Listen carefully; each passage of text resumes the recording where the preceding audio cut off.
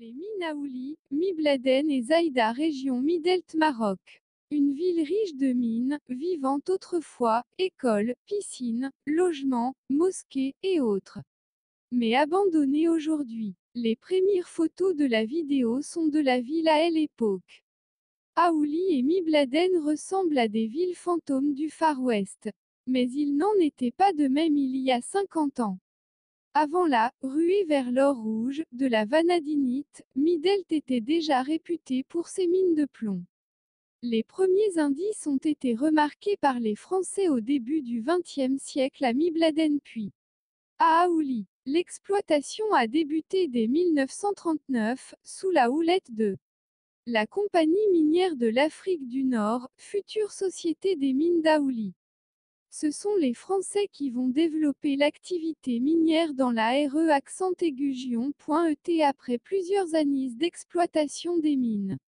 Après une étude de la contamination par les éléments traces métalliques des sédiments de l'Oued Moulouya et de la retenue du barrage Hassan II. En aval de la mine abandonnée.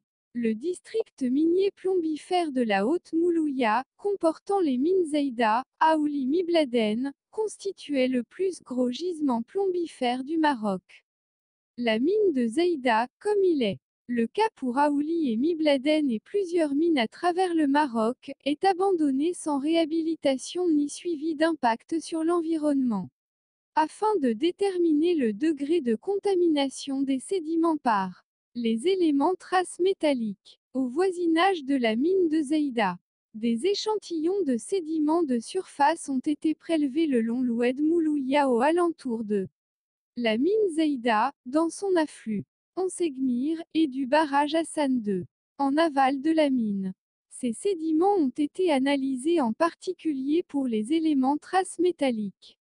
Les résultats d'analyse ont permis de mettre en évidence une contamination accentuée par le plomb. En effet, cet élément est présent à de très fortes teneurs, avec une teneur maximale de 11 200 ppm pour les échantillons prélevés dans l'Oued Moulouya au voisinage des verses à résidus de traitement. Les valeurs extrêmement élevées dépassant de loin les teneurs normales des ETM dans les sédiments fluviaux marocains et celles enregistrées dans d'autres fleuves mondiaux.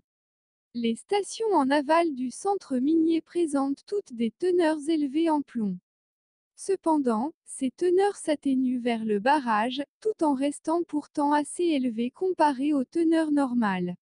L'arsenic constitue le deuxième élément métallique le plus abondant dans les sédiments.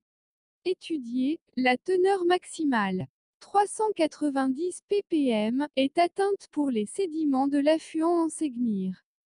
Ce qui laisse penser pour l'arsenic à une autre source de pollution affectant la région, autre que la source minière. Le zinc présente des teneurs moyennes proches des teneurs normales, tandis que le cuivre ne dépasse pas les teneurs enregistrées dans d'autres fleuves. Les résultats de l'étude ont permis d'identifier la source de contamination. Il s'agit de la source minière, en particulier les résidus miniers de traitement abandonnés sans réhabilitation. Considérés comme principale source de pollution par les éléments traces métalliques des sédiments avoisinants. Les sédiments constituent une réserve importante de polluants dans l'environnement. Ces mines restent aujourd'hui abandonnées cause de risques. À part des visiteurs qui veulent voir cette région et quelques exploitations artisanales de plomb. Minéraux de collection. J'espère que j'y ai donné une vue sur ces mines. Merci de versus abonner à ma chaîne. Les mines